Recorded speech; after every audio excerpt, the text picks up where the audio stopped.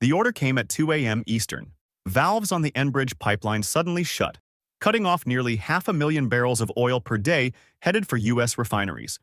In Alberta's dispatch room, a new map lights up the wall, one that doesn't end in Texas but at a deepwater port on James Bay, where tankers wait to carry Canadian crude to Europe.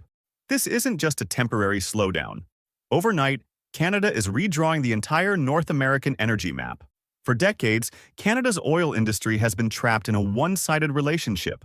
The country exports over 4 million barrels of crude per day, and almost all of it goes to just one customer, the United States. Even Ontario's refineries, which are too far from Alberta's oil sands to get direct supply, have to import Canadian oil after it's been refined in the US and sold back at American prices. This system has kept Canada locked into low prices and total dependence on its southern neighbor. Now, Canada is making a bold move to break free. Alberta, Ontario, and Saskatchewan are joining forces to build a new east-west energy corridor, one that bypasses the US entirely. The plan includes new pipelines to carry oil directly from Alberta to Ontario's refineries, as well as ice-class ports on James Bay and Hudson Bay, where tankers can ship crude straight to Europe.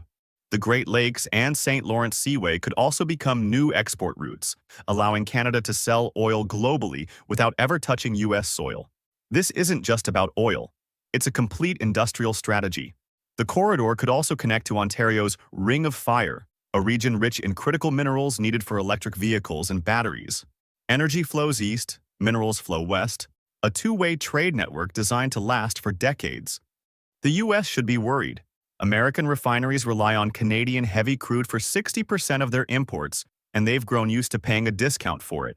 But if Canada starts diverting even a fraction of its oil to Europe, U.S. refiners will have to replace it with more expensive crude from the Middle East or Latin America.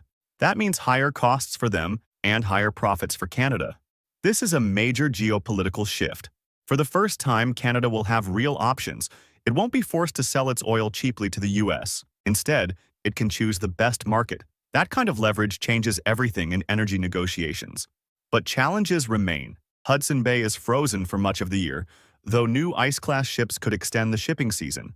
Building pipelines and ports will cost billions, and indigenous consultations will be crucial. And the U.S. won't give up its energy dominance without a fight. The feasibility study is just the beginning. If this corridor becomes reality, it could reshape North American energy within a decade. Canada is no longer content to be a passive supplier. It's taking control of its own future.